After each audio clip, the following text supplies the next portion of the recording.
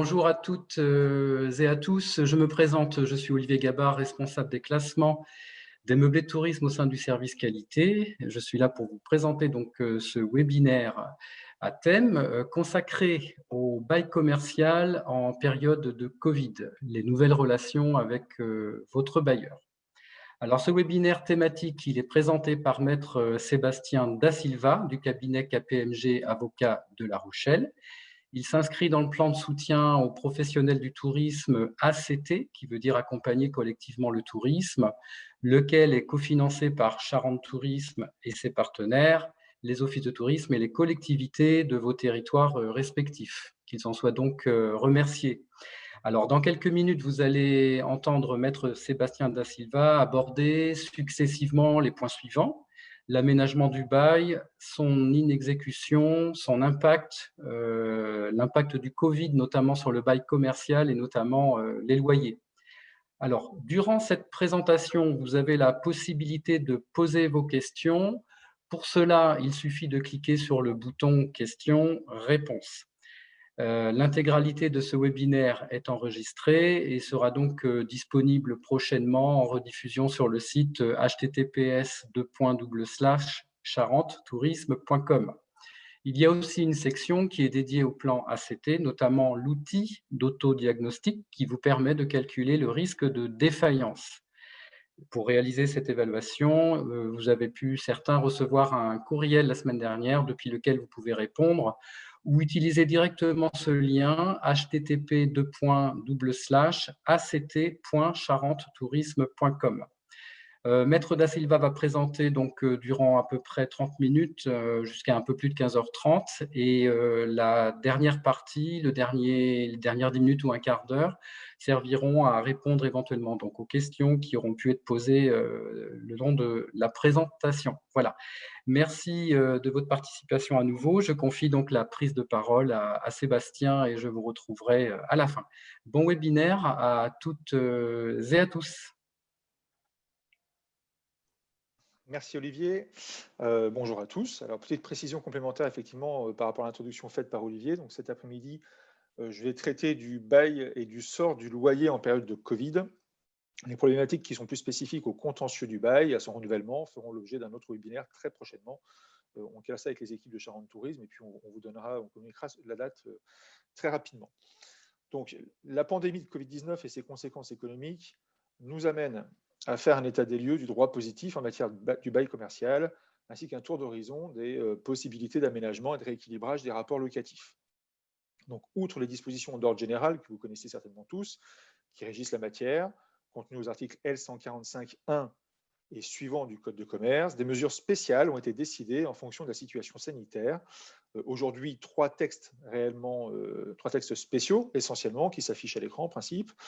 La première, c'est l'ordonnance 2020-316 du 25 mars 2020, relative au paiement des loyers, des factures d'eau, de gaz, d'électricité afférents aux locaux professionnels des entreprises dont l'activité est affectée par la propagation de l'épidémie du Covid-19. Ça, c'était l'ordonnance qui a été prise, première ordonnance qui a été prise au mois de mars, au printemps, lors du premier confinement.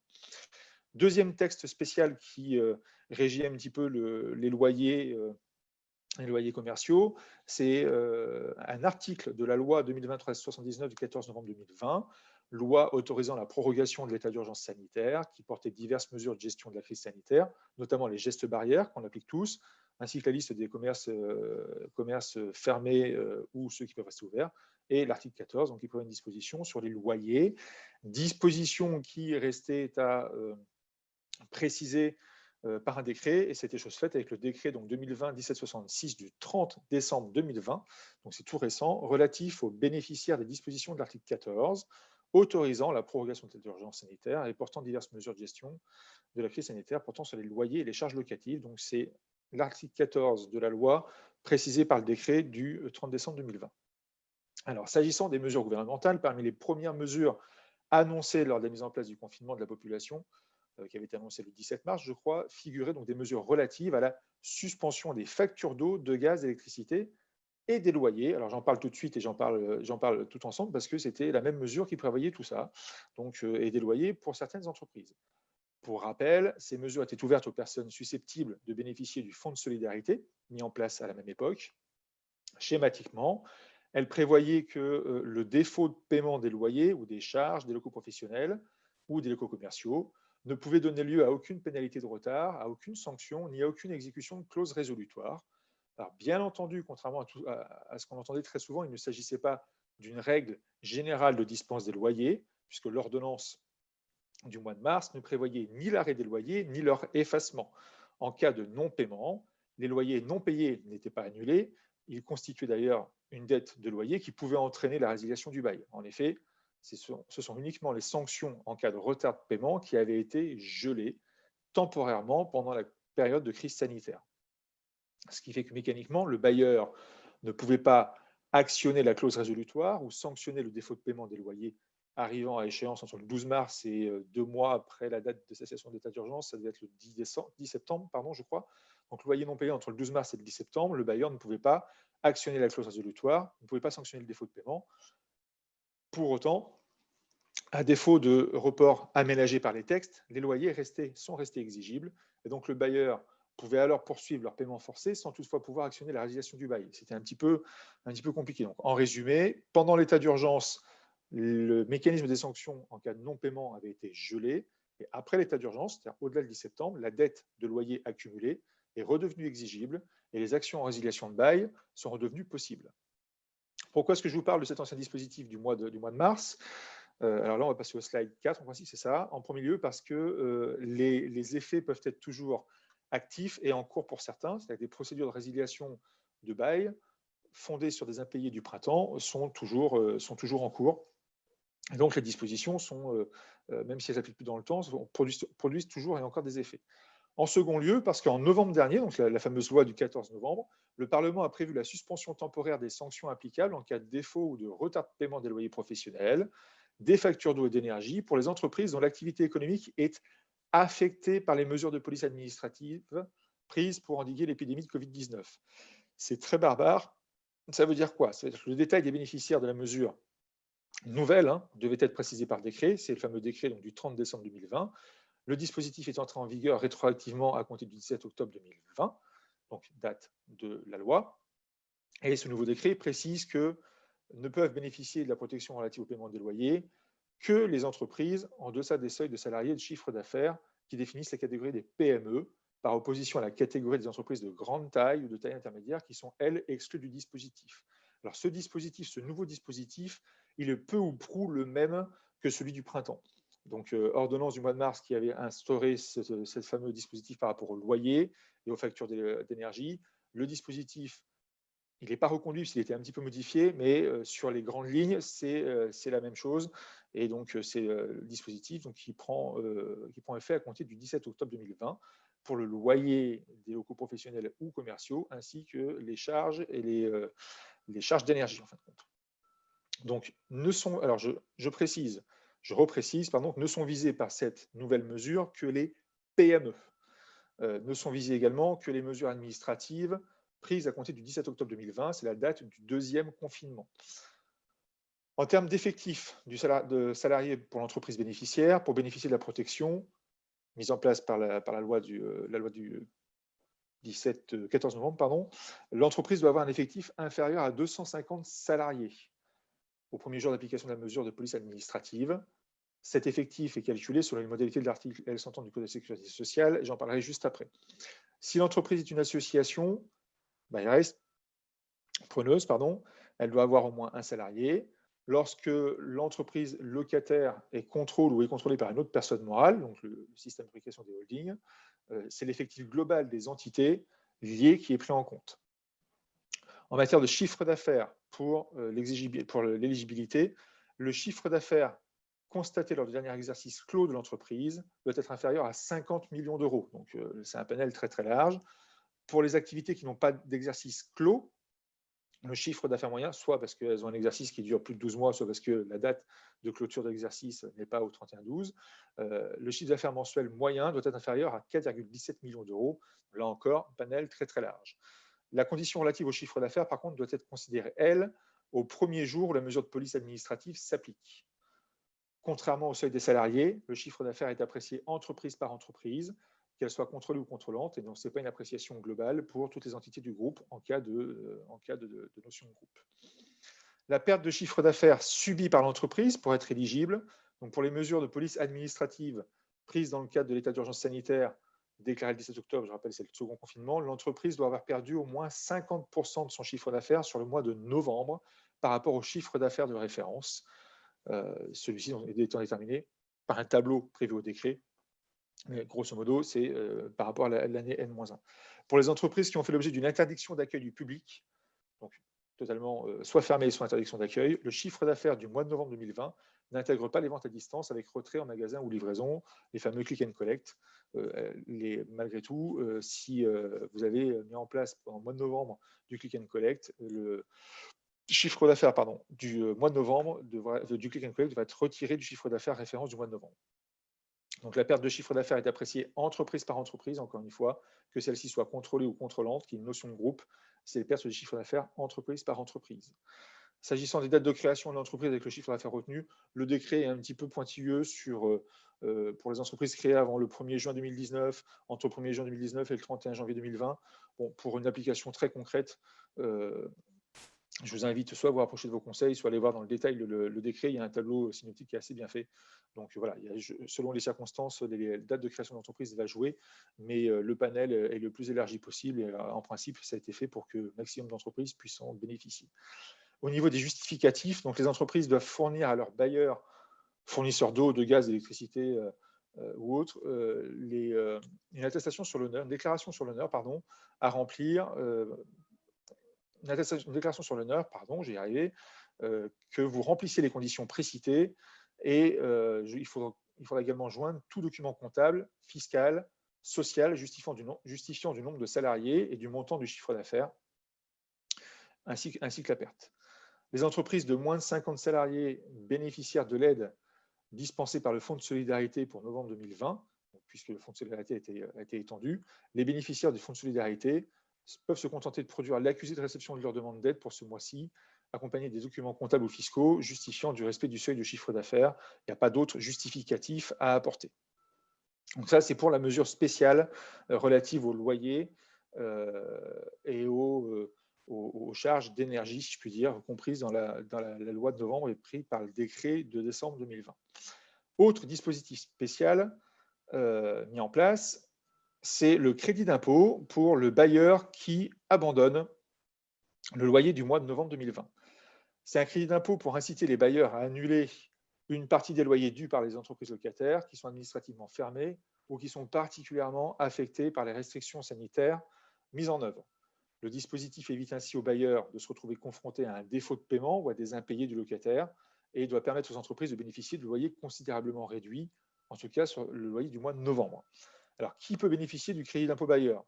Tout bailleur peut bénéficier du crédit d'impôt, quel que soit son statut juridique. Ainsi, le dispositif, c'est un dispositif fiscal, c'est un crédit d'impôt, donc le dispositif fiscal est ouvert aux bailleurs personnes physiques, à condition qu'elles soient domiciliées fiscalement en France, aux bailleurs personnes morales de droit privé, entreprises, associations, également aux bailleurs personnes morales de droit public, établissement public par exemple. Un dispositif particulier de prélèvement sur recettes est prévu pour les collectivités territoriales et les groupements qui procéderaient à des abandons de loyer dans les mêmes conditions qu'un bailleur. Sur les conditions relatives à l'entreprise locataire pour l'éligibilité du bailleur au crédit d'impôt. L'entreprise locataire doit louer des locaux faisant l'objet d'une interdiction d'accueil du public pendant le mois de novembre 2020 ou exercer son activité principale dans un secteur mentionné au décret du 30 mars 2020 relatif au Fonds de solidarité, notamment le secteur de l'hôtellerie, restauration, café par exemple, mais pas que. Donc, pour savoir si votre activité correspond à l'activité visée par le décret, je vous invite à aller voir le décret du 30 mars 2020 qui liste bien l'ensemble des secteurs concernés par la mesure. Les locaux professionnels pour lesquels des abandons de loyer sont consentis doivent être situés en France. Ça, c'est une condition impérative. Parmi les entreprises éligibles, celles qui ont pratiqué, donc tout à l'heure, on en parlait pour la mesure sur les loyers. Là, sur le crédit d'impôt, c'est la même chose. Celles qui ont pratiqué du drive-in ou du click and collect pendant le mois de novembre restent éligibles. En outre, l'entreprise locataire doit également avoir un effectif salarié de moins de 5000 salariés, ne pas avoir été en difficulté au 31 décembre 2019. Quand on dit en difficulté, c'est en difficulté constatée, ne pas avoir été en procédure collective notamment, et ne pas avoir été en liquidation judiciaire au 1er mars 2020. Alors, sur le montant du crédit d'impôt bailleur, pour les bailleurs d'entreprises de moins de 250 salariés, pardon, le crédit d'impôt est équivalent à 50% des sommes abandonnées. Ainsi, par exemple, un bailleur qui renonce à un loyer de 600 € percevra une aide de 300 € de l'État sous forme d'un crédit d'impôt et il prendra à sa charge donc 300 €. Il renoncera à 600 € en tout. Donc l'entreprise, elle, économise 600 € de loyer. Pour les bailleurs d'entreprise de 250 à 5000 salariés, c'est le même mécanisme, mais le crédit d'impôt est limité à 50% des sommes abandonnées dans la limite de 2/3 du montant du loyer. C'est-à-dire qu'un bailleur qui renonce à un loyer de 12 000 € par exemple, donc 2/3 de 12 000, c'est 4 000, donc il recevra une aide de 4 000 € sous forme de crédit d'impôt. Et il aura à sa charge 4 000 €, l'entreprise aura 4 000 €, pardon, il prendra à sa charge 4 000 € et l'entreprise aura 4 000 €, ça fait bien un tiers, un tiers, un tiers. Les seuils d'effectifs sont déterminés au 1er janvier de l'année considérée et en calculant la moyenne des effectifs de chaque mois de l'année civile précédente, et le seuil est valable toute l'année. S'agissant de l'abandon du loyer de novembre, sachez que cette disposition est possible après le 31/12/2020, donc après la fin de l'année 2020. C'est que les bailleurs sont éligibles au crédit d'impôt pour des abandons de loyer consentis jusqu'au 31 décembre 2021. Ainsi, un bailleur qui abandonne un loyer afférent au mois de novembre 2020 après le 31/12/2020 sera éligible au crédit d'impôt dès lors qu'il consent cet abandon au plus tard le 31/12/2021. Le bailleur a jusqu'à fin 2021 pour décider s'il souhaite consentir un abandon de loyer pour le mois de novembre ou pas. L'année au titre de laquelle le bailleur bénéficie du crédit d'impôt dépend de la date à laquelle il aura procédé à l'abandon de loyer. Alors, je suis désolé, je vais faire une très courte pause parce que j'ai mon ordinateur qui clignote. Je crois que j'ai plus de batterie. Je branche, je reviens.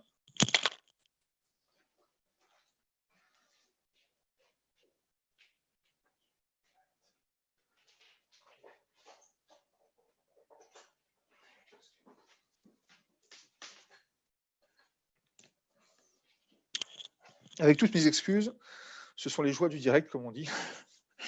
Donc voilà, attention encore une fois, si ces mesures apportent des éléments de réponse, ou tentent d'apporter des éléments de réponse, elles ne règlent pas vraiment le sort des loyers durant la période d'état d'urgence sanitaire, ce qui a obligé les parties à rechercher des solutions intermédiaires. Alors, solution intermédiaire, soit par la voie judiciaire, ce que j'appelle moi la tentation du droit, pour essayer de contraindre son contractant par des moyens juridiques coercitifs, soit par la voie amiable. Alors, sur la tentation du droit, première notion dont on a entendu parler, qui fait encore l'objet de doctrines de discussion, la force majeure. Donc, selon l'article 1218 du Code civil, il y a force majeure en matière contractuelle lorsqu'un événement échappant au contrôle du débiteur ne pouvait être raisonnablement prévu lors de la conclusion du contrat et dont les effets ne peuvent être évités par des mesures appropriées, donc lorsque cette mesure empêche l'exécution de son obligation par le débiteur. Pour caractériser la force majeure, il faut donc la réunion de 3 éléments, l'imprévisibilité, l'irrésistibilité et l'extériorité. La question est donc de savoir si la Covid-19 est susceptible de constituer un cas de force majeure permettant la suppression des loyers ou pas. Jusqu'à présent, les épidémies n'ont jamais été jugées comme des crises sanitaires constitutives d'événements de force majeure. Les juridictions françaises, estimant que ces épidémies ne présentaient pas un caractère imprévisible et ou irrésistible, c'est-à-dire qu'une maladie étant par définition surmontable. S'agissant du Covid-19, l'appréciation paraissait pouvoir être différente. Son imprévisibilité pour les contrats conclus avant le mois de janvier 2020, son caractère irrésistible paraissant alors difficilement contestable également au regard de l'ampleur de la crise sanitaire. Plus irrésistible encore, la fermeture administrative des établissements ouverts au public, prononcée par arrêté du 14 mars 2020, puis par décret du 29 octobre 2020, paraissait là encore pouvoir recevoir la qualification de fait du prince, c'est-à-dire un événement ayant un caractère de force majeure causé par une décision d'une autorité publique. À ce jour, aucune jurisprudence n'a encore reconnu l'épidémie de Covid-19 comme un cas de force majeure en matière de bail commercial. La reconnaissance d'un cas de force majeure relève de l'appréciation souveraine des tribunaux qui, jusqu'à présent, ont adopté une position très restrictive. La jurisprudence l'exclut systématiquement en matière de dette de paiement de somme d'argent, la Cour de cassation ayant très souvent rappelé que le débiteur d'une obligation contractuelle de somme d'argent inexécutée ne pouvait jamais s'exonérer de cette obligation en invoquant un cas de force majeure. Donc, appliqué au bail commercial, pour l'instant, c'est non, et on n'a pas de jurisprudence contraire qui pourrait nous inciter à dire que c'est oui. Par contre, appliqué aux autres contrats, ça je vous le dis pour vos autres relations contractuelles, appliqué aux autres contrats, c'est discutable et c'est pas aussi tranché. Mais pour le bail commercial, aujourd'hui, c'est compromis. Autre moyen de droit envisageable, l'action en révision du contrat pour cause d'imprévision. Cette fois, c'est l'article 1195 du Code civil qui l'établit, qui dispose que s'il y a un changement de circonstances imprévisible lors de la conclusion du contrat, ce qui peut être le cas par un contrat de bail, j'ai conclu mon contrat de bail il y a 3-4 ans, je ne pouvais pas prévoir qu'en 2020, il y aurait le Covid. Donc, si un changement de circonstances imprévisible lors de la conclusion du contrat rend l'exécution du contrat excessivement onéreuse pour une partie qui n'avait pas accepté d'en assumer les risques, celle-ci, donc cette partie, peut demander une renégociation du contrat à son co-contractant. Elle continue à exécuter ses obligations durant la renégociation. En cas de refus ou d'échec de la renégociation, les parties peuvent convenir de la résolution du contrat à la date et aux conditions qu'elles déterminent, ou demander d'un commun accord au juge de procéder à son adaptation. À défaut d'accord dans un délai raisonnable, le juge peut, à la demande du parti, réviser le contrat ou y mettre fin à la date et aux conditions qu'il fixe. Première donc, précision, ces dispositions ne s'appliquent qu'aux contrats conclus ou renouvelés postérieurement au 1er octobre 2016, puisque c'est une création jurisprudentielle assez récente. Par ailleurs, le mécanisme de l'imprévision peut faire l'objet d'aménagements conventionnels, c'est-à-dire que certains baux l'excluent par une clause expresse, auquel cas on ne peut pas l'invoquer. Sous ces réserves, en droit, la partie qui voit l'exécution du contrat devenir excessivement onéreuse suite à un changement de circonstances imprévisible lors de la conclusion du contrat a la possibilité donc de solliciter une renégociation du contrat avec l'autre partie. En cas d'échec des discussions, de la renégociation, la partie qui s'estime lésée peut saisir le juge afin de réviser le contrat ou d'y mettre fin. Il convient de souligner que pendant le processus de renégociation, il n'y a aucune suspension de l'exécution d'obligations contractuelles, chacun devant exécuter sa contrepartie contractuelle.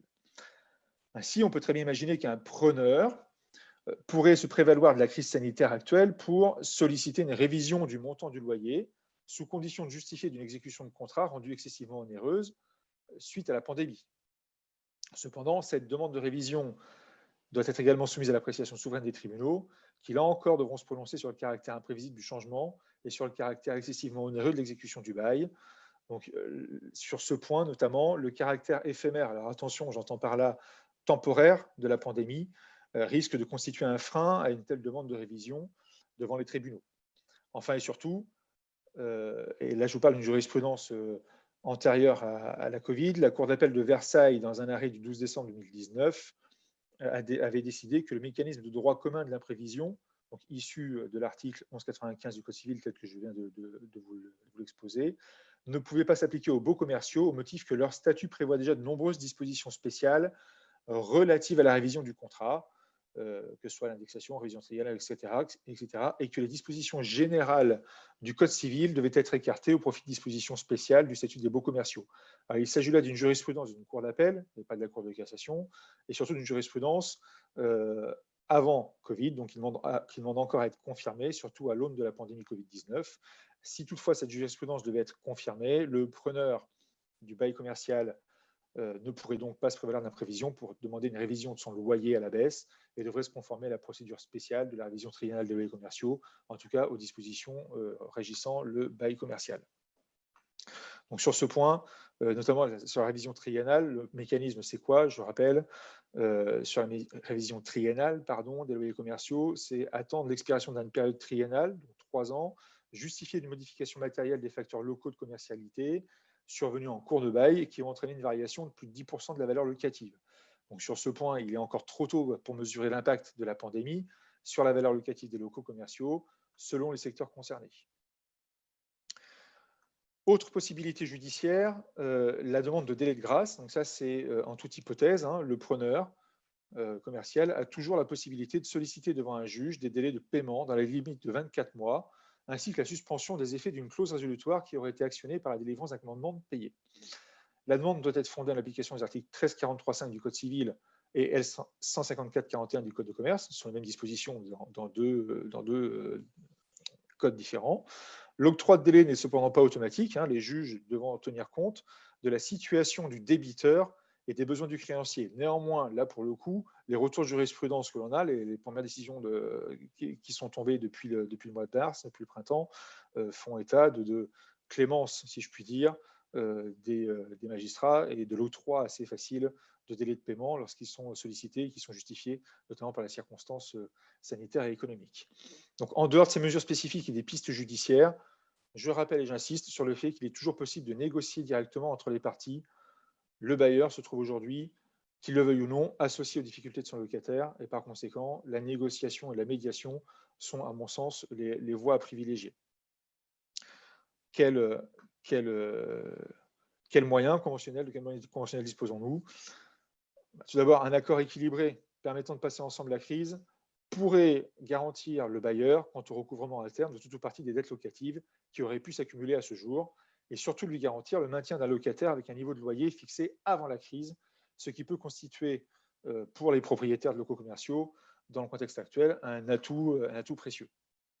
Première demande à formuler, donc pour le locataire, pour le preneur, la franchise ou la remise de loyer. L'objectif ici, c'est d'exonérer purement ou simplement le preneur du paiement d'un à plusieurs mois de loyer ou d'une partie de ce même loyer avec ou sans contrepartie. Dans ce cas, il conviendra de rédiger un écrit entre les parties en prévoyant notamment dans le détail le nombre de mois ou de trimestres offerts par le bailleur, d'y annexer un échéancier précis quand le loyer à taux plein recommencera à être dû par le preneur, etc., bien détaillé dans l'avenant, la totalité des détails de cette franchise ou de cet abandon de loyer. Pour motiver le bailleur, donc je rappelle, il peut être opportun de lui rappeler l'existence du dispositif fiscal spécifique dont je vous ai parlé en début d'intervention, le fameux crédit d'impôt pour le loyer du mois de novembre, et rappeler au bailleur qu'il a jusqu'au 31/12/2021 pour vous octroyer une remise sur le loyer du mois de novembre. Autre demande possible à faire à son bailleur, la demande de réduction permanente du loyer. Ça, c'est l'article L145-38 du Code de commerce qui le permet, qui permet au preneur d'obtenir une révision de son loyer à la baisse. La demande de réduction se motive sur le décalage entre le loyer payé et la valeur locative. C'est la fameuse révision triennale dont je parlais tout à l'heure. La valeur locative étant entendue comme le prix de marché des locaux. Donc, dans ce cas, par contre, il y a une contrainte de temps, je l'ai dit tout à l'heure, puisqu'elle interviendra soit au moment de la révision triennale, au bout de 3 ans, soit si le preneur démontre, au moment de la révision triennale, si le preneur démontre une variation de plus de 10% des facteurs locaux de commercialité, soit au moment du renouvellement du bail, où effectivement, là, on peut, là encore, solliciter, demander à ce que la valeur locative soit retenue, si toutefois elle est plus intéressante pour le preneur. Et ce n'est pas automatique. La demande de révision devra être faite par lettre recommandée avec accusé de réception ou par un acte d'huissier. La date de la demande sera le cas échéant la date d'effet du nouveau loyer et elle doit comporter l'indication du nouveau loyer proposé. Autre possibilité face à la baisse d'activité subie, une piste de négociation intéressante consiste à proposer au bailleur de substituer temporairement le montant du loyer fixe par un loyer variable le temps de la crise pour assurer un partage de valeur entre locataires et bailleurs. C'est une manière de tenir compte de la baisse d'activité, de jouer la carte de la transparence. On peut ainsi proposer au bailleur de lui régler temporairement un loyer représentant un pourcentage du chiffre d'affaires. On peut encore imaginer un aménagement contractuel via une clause de retour à meilleure fortune, par exemple. Plutôt que l'abandon pur et simple d'une partie du loyer, souvent difficile à accepter pour le bailleur, ou pour les bailleurs, qui ont eux-mêmes leurs propres engagements, remboursement de crédit, etc., la clause ou une clause de retour à meilleure fortune peut être une manière de faire accepter une baisse temporaire de loyer, l'avenant devant alors comporter une clause prévoyant que le bailleur consent à abandonner une partie du loyer sur une période déterminée, par exemple moins 500 € sur le loyer mensuel pendant 6 mois, mais qu'il aura la possibilité dans le futur de réclamer cette dette dans les conditions déterminées à l'avenant, si la situation du locataire s'améliore, bien sûr. Donc, en conclusion, en cette période de crise, face aux mesures parfois incomplètes dans l'aménagement des loyers, face au caractère aléatoire des moyens de droit, face au caractère aléatoire des différentes procédures, tant dans la suspension ou la révision des loyers, face à la nécessité pour le preneur de sécuriser, pérenniser son exploitation, face à la nécessité pour le bailleur de sécuriser ses revenus locatifs, la négociation, à mon sens et à notre sens, nous chez KPMG Avocats, semble être la meilleure des solutions dès lors que chacune des parties prend conscience des difficultés de l'autre et accepte de faire des efforts pour assouplir les conditions et pour pérenniser et sécuriser des deux côtés. Malheureusement, on sait bien que la crise qui s'annonce sera également génératrice de contentieux qui ne pourront là encore se résoudre que devant un tribunal. Et en cas d'échec des négociations, pensez avant la voie judiciaire, pensez aussi aux médiations. Et je pense là notamment à la médiation des entreprises ou un médiateur ad hoc, un médiateur des entreprises ou à la commission de conciliation des baux commerciaux quand elle existe dans les départements ou dans les secteurs concernés. Alors, chez nous en Charente-Maritime, il y en a une qui existe. Ensuite, sur les autres secteurs de Charente-Maritime, je crois que c'est départemental, donc Charente-Maritime, ça existe. Sur les autres secteurs Charente, par contre, je ne sais pas. Il faudrait que je me renseigne, mais je crois qu'il y a une commission départementale en Charente aussi. Voilà, donc je vais prendre connaissance des questions s'il y en a. Olivier, je crois que c'est ta mission de me poser des questions. Alors, Sébastien, il y a une question qui rejoint la partie imprévision que vous avez développée. Cette question est la suivante. Donc, la personne dit qu'un grand exploitant est lui-même locataire, donc j'ai compris une enseigne commerciale, de meublés soumis eux-mêmes à un bail commercial de 9 ans, a unilatéralement suspendu le paiement des loyers au motif que c'est le bailleur qui les aurait suspendus pour raison de Covid. Est-ce que c'est quelque chose que vous pouvez effectivement redonner au niveau de la réponse? Je crois que ça rejoint votre partie sur l'imprévision notamment. Oui, alors là, c'est assez particulier comme situation parce que c'est effectivement on a un ensemble de propriétaires dans un immeuble qui doivent avoir donné à bail à une même enseigne qui ensuite reloue effectivement vis-à-vis de bailleur, pardon, vis-à-vis des hébergeurs. Olivier, vous me confirmez, c'est l'enseigne, hein, Oui, c'est ça. locataire au niveau des bailleurs individuels qui a, elle, suspendu vis-à-vis de son locataire les loyers? Voilà, c'est ça. Le locataire, c'est le grand exploitant de meublés qui sont eux-mêmes vendus Bailleurs. à des, alors ce qui est écrit petits épargnants en échange d'un bail commercial de 9 ans, donc système de résidence, quelque chose dans Oui, cette. c'est ça. Alors là, on a une double relation contractuelle en fin de compte. Il y a un bail commercial entre chaque propriétaire et l'exploitant. Et ensuite, on a un bail commercial entre l'exploitant et chacun, effectivement, des locataires temporaires, quoi. Donc, que l'exploitant, en tant que bailleur commercial, exonère les preneurs du loyer dont acte, c'est sa responsabilité et son droit.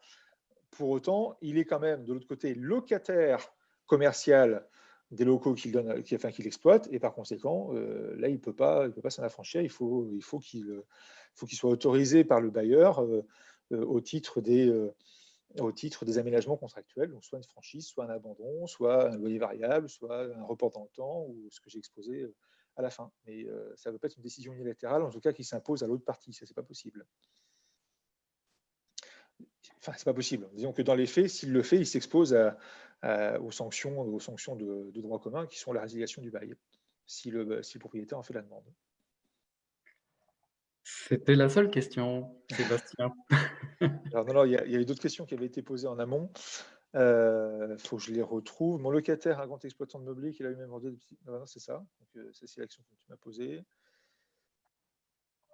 Dans les baux, la clause résolutoire ne figure pas. Le propriétaire peut-il l'imposer dans les nouveaux baux commerciaux passés avec cette enseigne? C'est toujours la même question, Olivier, ça? Ces dispositions de l'ordre Ça, public? c'est une deuxième question, mais je ne sais pas si vous l'aviez déjà eu en amont, effectivement, et peut-être Alors, pardon, vous y ouais, je répondrez. vais reprendre la question. Mon Voilà, si locataire, vous un grand pouvez la exploitant reprendre. meublé, qu'il a lui-même vendu à des petits Là, épargnants. c'est la première, Sébastien. Vous venez d'y Alors, répondre. où est la deuxième? La deuxième, ce n'est pas tout à fait une question, mais je peux vous la lire. Donc, c'est: je suis propriétaire des murs d'un local commercial Ah, dont l'exploitant allez-y. est décédé en décembre 2019. Oui, Le local a été loué à une SARL. Les actionnaires sont l'exploitant et son conjoint. Il oui, y a des enfants mineurs. Le juge des tutelles n'a pas été désigné. Les loyers ne oui. sont plus payés depuis mars 2020. Un commandement de payer délivré le 21 décembre 2020 est resté sans réponse pour le moment. Alors, il y a bien une D'accord. question à la fin, c'est: puis-je récupérer le local comme prévu dans le bail? Alors là, les dispositions, elles sont très simples, hein. C'est s'il y a une clause résolutoire à insérer dans le bail, la clause résolutoire joue de plein effet un mois après un commandement de payer restés sans réponse. Donc 21 décembre, 22, on prend la date du lendemain, 22 décembre, 22 janvier. Donc à compter du 22 janvier, effectivement, s'il n'y a toujours aucune réponse au commandement de payer, la clause résolutoire sera réputée acquise. Il conviendra de se rapprocher du tribunal pour faire constater par un juge l'acquisition de cette clause résolutoire et la résiliation du bail.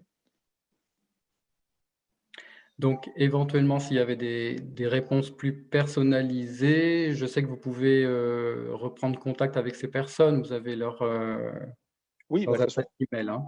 bah alors soit effectivement les questions ont été recensées en amont, on a les coordonnées pour répondre, on peut répondre, Oui, soit ça peut aussi passer par, je sais que ça vous donne un peu de travail, mais par voilà, Charente c'est Tourisme, vous pouvez recueillir les questions qui vous arrivent, vous nous les renvoyez et on y répond bien tout sûr, à fait. pas de difficulté. Donc voilà, merci beaucoup. Je vous en On prie. va donc pas tarder à se quitter. Merci encore Sébastien pour votre présentation assez complète. Donc avant de nous quitter, je vous rappelle qu'effectivement, vous pouvez réaliser un autodiagnostic gratuitement. C'est à partir du lien suivant http://act.charentotourisme.com. En fonction du résultat, vous pouvez ensuite aller plus loin avec le cabinet KPMG Avocat, notamment pour avoir des rendez-vous personnalisés et soumettre vos situations qui peuvent être précisément plus expliquées et qu'on puisse vous donner des réponses plus détaillées.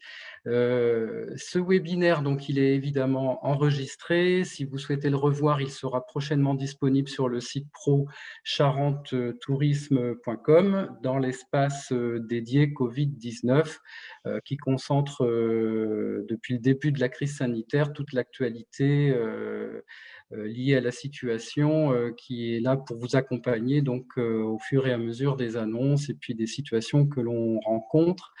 Voilà, sachez que Charente Tourisme et les offices de tourisme et les collectivités, bien évidemment, vous assurent de tout leur soutien dans cette situation à laquelle nous faisons et continuerons de faire face de manière solidaire et déterminée. Alors bon courage à toutes et à tous et prenez soin de vous. À bientôt.